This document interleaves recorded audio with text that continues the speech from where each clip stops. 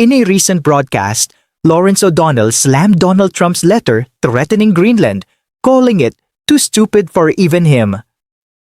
The comment highlights a moment of intense criticism, emphasizing how Trump's actions often seem to defy logic and reason. The letter, which was reportedly part of Trump's bid to purchase Greenland, drew widespread condemnation not only from political figures but also from international leaders. O'Donnell's response underscores the absurdity of the situation, noting how Trump's approach to foreign diplomacy often borders on the bizarre, even for someone known for making controversial decisions. By calling the letter too stupid, O'Donnell is pointing out the recklessness and lack of strategy that has plagued much of Trump's foreign policy. The situation represents a broader theme in Trump's presidency, where his unorthodox methods often leave allies and critics alike questioning the seriousness of his approach to international relations. This is too stupid even for him. Those are the words of Donald Trump's niece, Mary Trump, in her social media reaction to Donald Trump's latest proof that he is unfit to serve as President of the United States. Mary Trump was reacting to Donald Trump's social media post of a message to the Prime Minister of Norway, in which Donald Trump, in what appears to be more evidence of cognitive decline, possibly cognitive collapse, says that because the country of Norway did not give him the Nobel Peace Prize, even though the country of Norway has nothing to do with choosing Nobel Prize winners, Donald Trump is now even more eager to take Greenland away from Denmark, which Donald Trump might not know is actually a different country from Norway. Those are two different countries.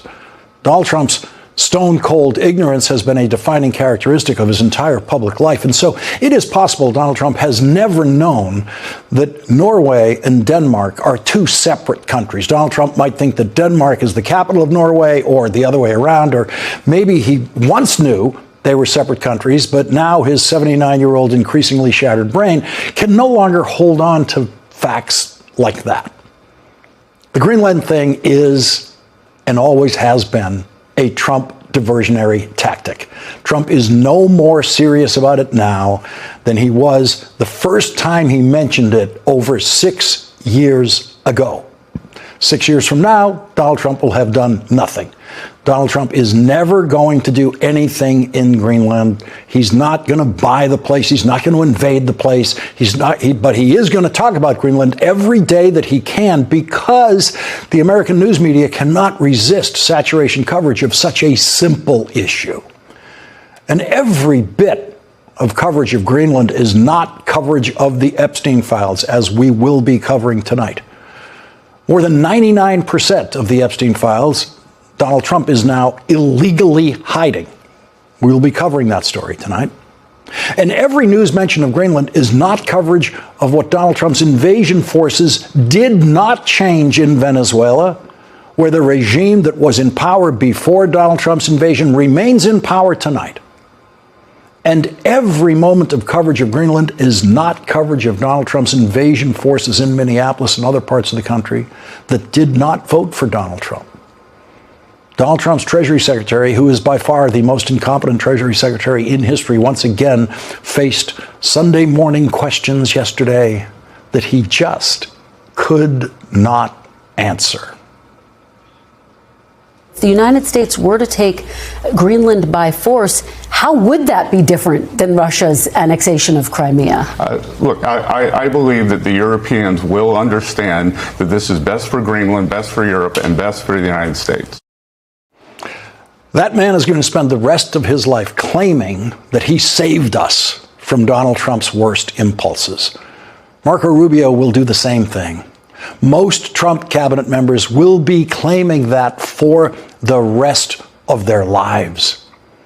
His Secretary of Labor won't claim she did that because there is very little evidence that she's ever spoken to Donald Trump, and no one would know she actually is the Secretary of Labor if Rupert Murdoch-owned New York Post wasn't reporting on her under the headline, Inspector General Probe Uncovers Labor Secretary Lori Chavez de Ramirez's Office booze stash, and strip club visit with subordinates.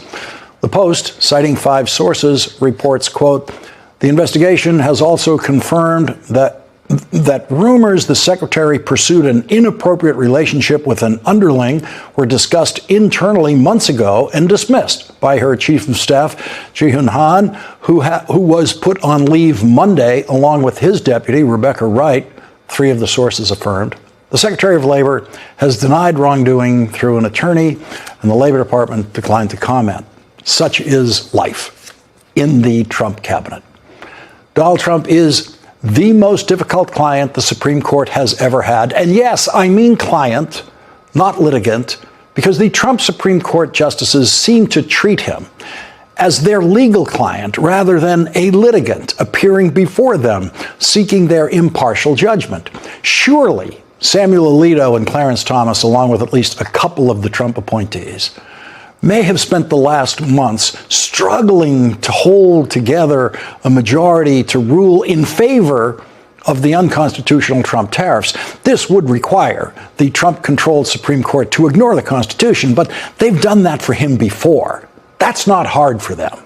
They basically functioned as his criminal defense lawyers in creating a criminal immunity for Donald Trump that no previous president ever had. There is not a single justice on the Supreme Court who knows as much about international trade and the Constitution as any member of the Court of International Trade, which is a special federal court whose jurisdiction is exclusively international trade cases. That's all they do. They are not generalists like the Supreme Court. And the Court of International Trade ruled unanimously, that Donald Trump's tariffs are unconstitutional. The Court of International Trade, in their unanimous ruling, which included 2 Trump-appointed judges, said that it is unconstitutional for Donald Trump, quote, to impose any tariff rate he wants on any country at any time for virtually any reason. And that is exactly what Donald Trump has been doing, and that is exactly what the Court of International Trade said is unconstitutional. The Court of International Trade said that Donald Trump's tariffs, quote, sound the death knell of the Constitution.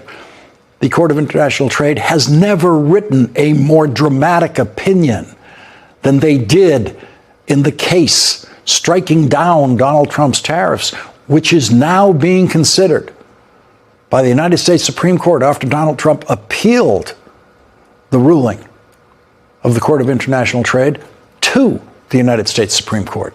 And if you are a Trump Supreme Court justice sitting there for months trying to help Donald Trump with his unconstitutional tariffs, the one thing you wanted him to do while you were considering his tariff appeal is not impose any more crazy tariffs. The one thing Samuel Alito and others needed from Donald Trump is to just stop threatening crazier and crazier tariffs. And if you're Donald Trump's Solicitor General, who argued the case for Donald Trump to the Supreme Court, you were surely hoping that Donald Trump would just stay silent on tariffs until the Supreme Court ruled. But, in fact, Donald Trump has continued to threaten crazy tariffs while the Supreme Court is considering his appeal.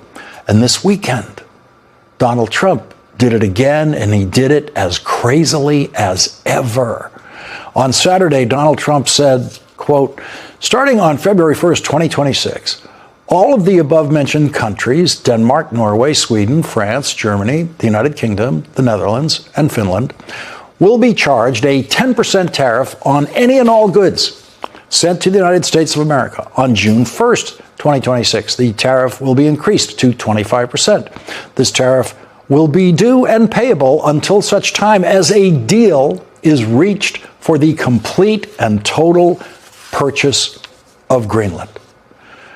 Imagine those Republican Supreme Court clerks desperately trying to twist the Constitution into the grotesque shape they would have to create to accept the Trump tariffs. And then Donald Trump ruins your weekend with that social media post that is the governing equivalent of full-blown dementia, an irretrievably lost mind.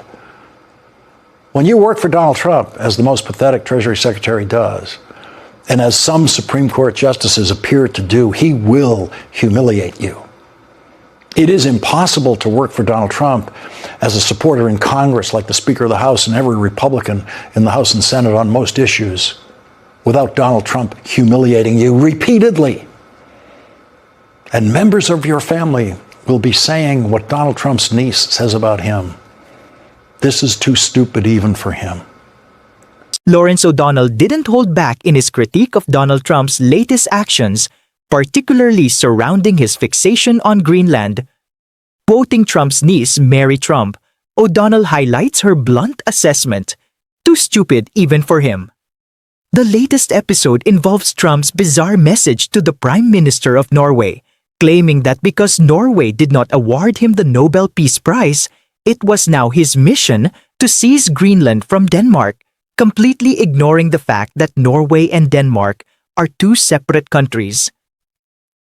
O'Donnell uses this moment to underscore the broader pattern of Trump's ignorance, which has marked his entire public life. The constant diversion of focus to Greenland, O'Donnell argues, is a distraction from more pressing issues, like the Epstein files or the failed military intervention in Venezuela. This strategy, where Trump's fixation on trivial matters dominates the media, allows him to evade coverage of more serious failures and scandals. This is not the first time that Trump has used such diversions.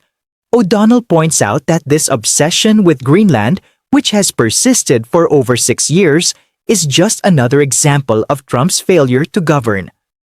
Instead of addressing actual issues, he continues to push distractions, knowing the media can't resist the drama. Trump's administration has been defined by incompetence, misdirection, and self-serving actions, whether it's his tariffs or the fiasco surrounding Greenland. O'Donnell's criticism cuts deep. Trump's inability to focus on real governance and his constant barrage of absurdities have not only humiliated his administration, but also undermined any remaining trust in his leadership.